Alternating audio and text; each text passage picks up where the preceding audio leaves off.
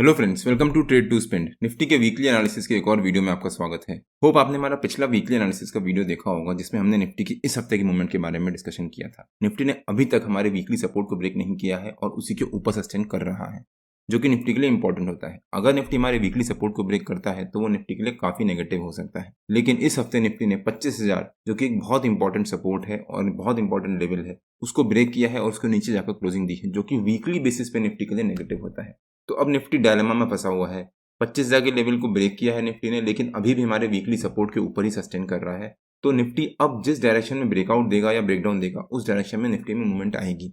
और इस हफ्ते निफ्टी के हैवी वेट्स जैसे कि रिलायंस हो गया, आईसीआईसीआई बैंक हो गया और भी बाकी के हैवी वेट्स जो हैं, उनके रिजल्ट्स आए हैं और रिजल्ट्स पॉजिटिव आए हैं, जिसका इम्पैक्ट निफ्टी पे जरूर पड़ेगा। लेकिन इस हफ्ता निफ्टी प्रेशर में ही रहा और नेगेटिव मोमेंटम में ही ट्रेड करता रहा। अगर हम निफ्टी का डेली चार्ट देखें एक बार, डेली बेसिस पे भी निफ्टी ने जो ये रेंज बनाई थी, जब निफ्टी ने इस रेंज का ब्रेकडाउन दिया था पिछले फ्राइडे को, उसके बाद निफ्टी ने यहाँ पर फिर से इस लेवल के लो के अराउंड एक रेंज बनाना शुरू कर दिया। और फाइनली इस हफ्ते फ्राइडे को निफ्टी ने इस रेंज का भी ब्रेकडाउन दिया है, लेकिन जो निफ्टी का 50 EMA का लेवल है डेली बेसिस पे, निफ्टी ने उसके पास से जाकर सपोर्ट लिया है, जो कि निफ्टी के लिए एक इंपॉर्टेंट लेवल हो जाता है। और हमने अपने पिछले वीकली एनालिसिस के वीडियो में निफ्टी की इस हफ्ते की मूवमेंट के बारे में डिस्कशन भी किया था। अगर आपने हमारा पिछला वीकली एनालिसिस का वो वीडियो नहीं देखा है तो उसका लिंक मैंने डिस्क्रिप्शन में डाल दिया है और आपको ऊपर यहाँ पर आई बटन में मिल जाएगा।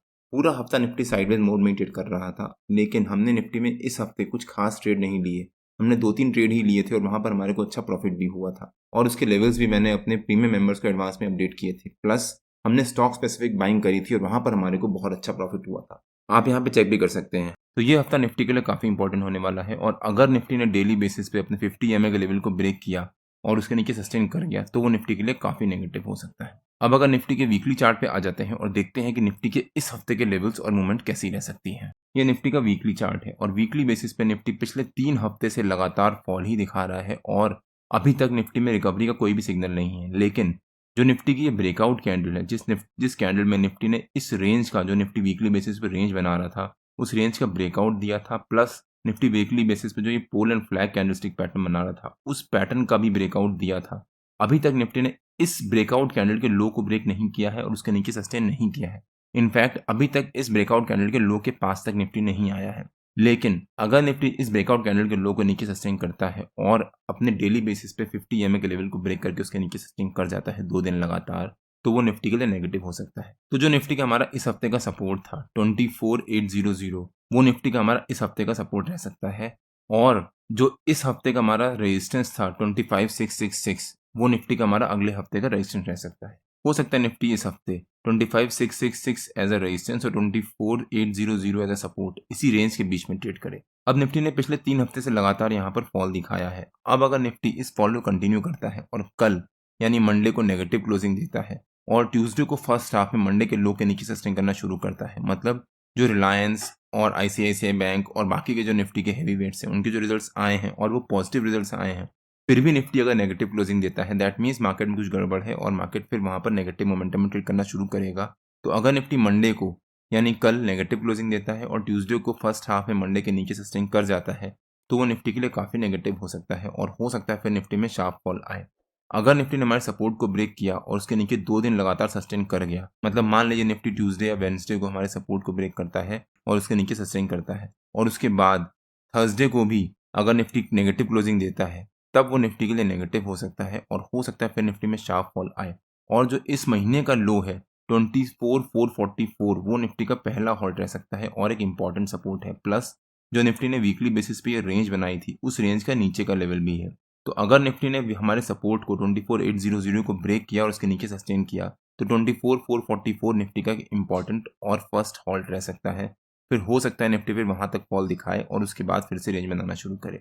ये रेंज जो निफ्टी ने बनाई थी, इसका जो नीचे का लेवल है वो है 24,444। इसलिए 24,444 एक इंपॉर्टेंट लेवल है, बिकॉज निफ्टी ने यहाँ पर काफी टाइम से सपोर्ट लिया था। लेकिन हो सकता है निफ्टी में कल रिकवरी रहे और अगर निफ्टी ने कल रिकवरी दिखाई और अच्छी रिकवरी दिखाने के बाद क्लोजिंग दी और उसके बाद ट्यूसडे को फर्स्ट हाफ में निफ्टी पॉजिटिव रहा, तो वो निफ्टी के लिए पॉजिटिव हो सकता है। तब हम एक्सपेक्ट कर सकते हैं कि निफ्टी में अब रिवर्सल आएगा। और अगर निफ्टी ने इस हफ्ते जो हमारा पिछले हफ्ते का हाई है 25,255, उसको ब्रेक करके उसके ऊपर क्लोजिंग दी, तब निफ्टी में शार्प रिकवरी भी आ सकती है। अगर निफ्टी ने शार्प रिकवरी दिखा दी तो हो सकता है निफ्टी 25,666 जो निफ्टी का हमारा रेजिस्टेंस है उसके पास आए और वहां पर क्लोजिंग दे। बट अभी निफ्टी में नीचे की तरफ मोमेंटम बना हुआ है। मैं ये नहीं कह रहा कि मार्केट में और फॉल आएगा, बट निफ्टी जब तक हमारे सपोर्ट 24,800 उसके ऊपर सस्टेन कर रहा है तब तक निफ्टी सेफ है, और अगर निफ्टी ने उसको ब्रेक किया तब निफ्टी में फॉल आ सकता है। चांसेस है कि अब निफ्टी में रिकवरी आना स्टार्ट होगी अगर ग्लोबली कोई नेगेटिव न्यूज़ नहीं आई तो।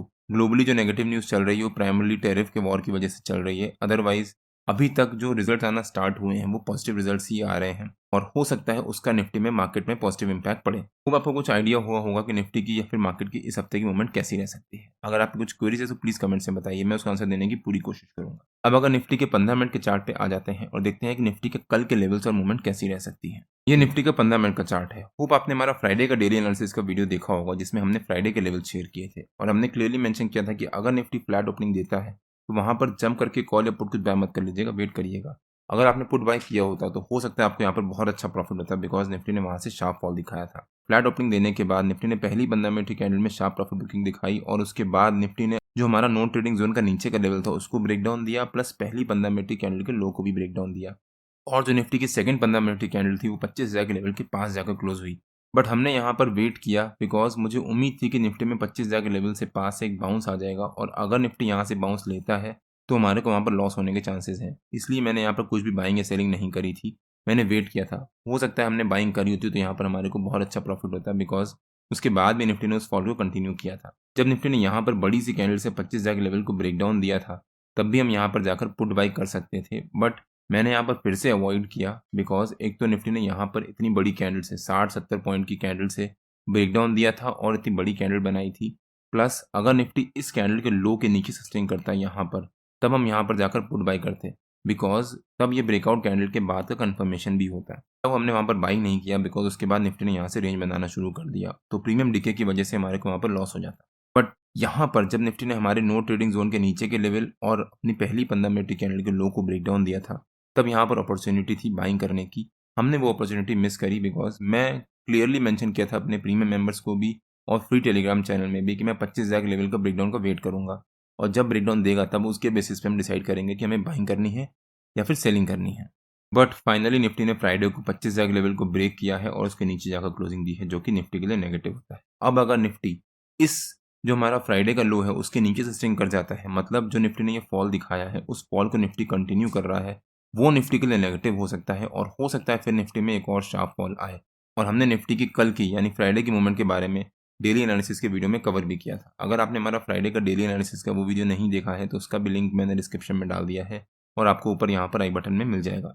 अब देखते हैं कि निफ्टी की कल के लेवल्स और मूवमेंट कैसी रह सकती है। कल की निफ्टी की मूवमेंट काफ़ी कुछ डिपेंड करेगी कि रिलायंस और आईसीआईसीआई बैंक और निफ्टी के जो बाकी हैवी वेट्स हैं उनके जो रिजल्ट्स आए हैं उसके बेसिस पे मार्केट कैसे परफॉर्म करती है। बट फिर भी अगर निफ्टी ने जो ये रेंज बनाई है, इस रेंज का जो ऊपर का लेवल है प्लस जो निफ्टी का एक इंपॉर्टेंट लेवल है 25,000, वो निफ्टी का हमारा कल का रेजिस्टेंस रह सकता है। यहाँ पर भी अगर आप देखो तो 25,000 एक इंपॉर्टेंट लेवल है, निफ्टी ने यहाँ पर रेंज बनाई और 25,000 के लेवल से एग्जैक्टली बाउंस लिया और बहुत अच्छा बाउंस लिया था, और यहाँ पर भी निफ्टी ने उसके ऊपर सस्टेन किया था। फाइनली यहाँ पर निफ्टी ने 25,000 के लेवल को ब्रेक डाउन दिया है और एक बड़ी सी कैंडल से ब्रेक डाउन दिया है, तो निफ्टी को यहाँ पर रिवर्स होना बहुत ज़रूरी है। अगर निफ्टी 25,000 के ऊपर सस्टेन करता है तो वो निफ्टी के लिए पॉजिटिव हो सकता है। प्लस जो निफ्टी ने ये रेंज बनाई थी कल यानी फ्राइडे को सेकेंड हाफ में, उस रेंज का जो नीचे का लेवल है 24,920, वो निफ्टी का हमारा कल का सपोर्ट रह सकता है। तो हो सकता है निफ्टी कल 25,000 एज ए रेजिस्टेंस और 24,920 एज ए सपोर्ट इसी रेंज के बीच में ट्रेड करे। अगर निफ्टी ने कल फ्लैट ओपनिंग दी और रिलायंस आईसीआईसीआई बैंक जो कि निफ्टी के हैवी वेट्स हैं उनके रिजल्ट्स पॉजिटिव आए, उसके बेसिस पे अगर वो पॉजिटिव मोमेंटम में ट्रेड कर रहे हैं तो जैसे ही निफ्टी फ्लैट ओपनिंग देगा तब वहाँ पर जाकर कॉल बाइंग कर सकते हैं। थोड़ा सा रिस्की होगा बट वहाँ पर हम कॉल बाइंग करेंगे और हो सकता है फिर निफ्टी में अच्छा रिवर्सल आए, बिकॉज जो निफ्टी के हैवी वेट्स हैं उनके रिजल्ट्स पॉजिटिव हैं, वो पॉजिटिव ट्रेड कर रहे हैं, और फिर भी निफ्टी ने अगर फ्लैट ओपनिंग दे दी है तो यहाँ पर निफ्टी में रिवर्सल आने के चांसेस ज़्यादा हैं। हो सकता है निफ्टी में फॉल भी आ जाए बट चांसेस हैं कि निफ्टी में रिवर्सल आ जाएगा और निफ्टी उसको फॉलो करेगा। बट अगर निफ्टी ने फिर भी फ्लैट ओपनिंग देने के बाद शुरू के आधा घंटा या सस्टेन कर गया तब हमने जो बाइंग पोजीशन होगी उस पोजीशन से हम एग्जिट हो जाएंगे, बिकॉज अगर निफ्टी में सस्टेन कर रहा है इसका मतलब निफ्टी में अब यहाँ पर प्रेशर हो सकता है और हो सकता है निफ्टी में फॉल आए, तो हम जंप करके पुट बाई नहीं करेंगे, हम फिर वेट करेंगे निफ्टी को उस रेंज का ब्रेकआउट या ब्रेकडाउन देने का। अगर निफ्टी ने उसका ब्रेकडाउन दे दिया रेंज का तब हम पुट बाइंग करेंगे, और अगर ब्रेकआउट दे दिया तो हम वहाँ पर कॉल बाइंग करेंगे दोबारा। लेकिन अगर निफ्टी ने कल हमारे सपोर्ट के पास या उसके नीचे गैप डाउन ओपनिंग ही दे दी तो हम यहाँ पर भी जंप करके कॉल बाइंग कर सकते हैं, बट स्मॉल क्वांटिटी में, बिकॉज अगर निफ्टी वहाँ सस्टेन कर गया तब निफ्टी में शार्प फॉल आ सकता है, और अगर निफ्टी ने वहाँ से रिकवरी ले ली तो हम वहाँ पर जाकर अपनी कॉल की पोजीशन को ऐड कर सकते हैं। बट हम वेट करेंगे निफ्टी को एक रेंज बनाने का या फिर कुछ कन्फर्मेशन देने का। लेकिन अगर निफ्टी ने कल गैप डाउन ओपनिंग दी और रिलायंस, आईसीआईसीआई बैंक जैसे शेयर्स भी अगर नेगेटिव मोमेंटम में ट्रेड कर रहे होंगे, तब चांसेस हैं कि निफ्टी में यहाँ से फॉल आ जाएगा। उस केस में हम लोग वेट करेंगे निफ्टी को एक रेंज बनाने का या फिर पहली 15 मिनट की कैंडल के हाई और लो को ब्रेक करने का। जब निफ्टी उस डायरेक्शन में ब्रेकआउट या ब्रेकडाउन देगा, उस डायरेक्शन में हम बाइंग या सेलिंग करेंगे। वहीं अगर निफ्टी ने कल हमारे सपोर्ट के पास, रेजिस्टेंस के पास या उसके ऊपर गैप अप ओपनिंग दे दी और रिलायंस और आईसीआईसीआई बैंक भी अगर कल पॉजिटिव रहे, तब हम यहाँ पर वेट करेंगे निफ्टी को एक रेंज बनाने का, बिकॉज वो इनलाइन होगा निफ्टी की मोमेंटम के, क्योंकि जो रिजल्ट पॉजिटिव आए हैं उसका मार्केट पॉजिटिव इम्पैक्ट पड़ सकता है और हो सकता है फिर निफ्टी पॉजिटिव ओपनिंग दे। अगर निफ्टी ने कल एक अच्छी गैप अप ओपनिंग दे दी, तब हम यहाँ पर वेट करेंगे निफ्टी को पहली 15 मिनट की कैंडल के हाई को ब्रेक करने का और उसके ऊपर सस्टेन करने का।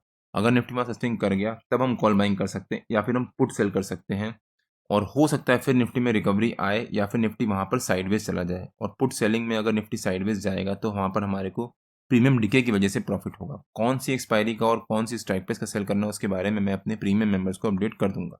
तो रिलायंस, आईसीआईसीआई बैंक जैसे शेयर्स की कल की ओपनिंग और निफ्टी की कल की ओपनिंग पे काफ़ी कुछ डिपेंड करेगा कि हम वहाँ पर किस तरह से ट्रेड लेते हैं। होप आपको आइडिया हुआ होगा कि हमारी कल की स्ट्रेटेजी क्या रहनी चाहिए। अगर आप पे कुछ क्वेरीज है तो प्लीज़ कमेंट से बताइए, मैं उसका आंसर देने की पूरी कोशिश करूंगा। निफ्टी और बैंक निफ्टी के जो भी लेवल्स होते हैं वो रेगुलर बेसिस पे मैं अपने फ्री टेलीग्राम चैनल में पोस्ट करता रहता हूँ। अगर आपने मेरा फ्री टेलीग्राम चैनल ज्वाइन नहीं किया है तो उसका लिंक मैंने डिस्क्रिप्शन में डाल दिया है, और आप मेरे को टेलीग्राम में ट्रेड टू स्पेंड नाम से सर्च मार के भी ज्वाइन कर सकते हैं। अगर आपको वीडियो अच्छा लगा हो तो please like, share and subscribe और बेल आइकन जरूर हिट कर लीजिएगा, सो दैट मैं जब भी अपना अगला वीडियो पोस्ट करूँ आपको नोटिफिकेशन आ जाए। कल मार्केट में मिलते हैं। टिल देन जय श्री राम एंड जय हिंद।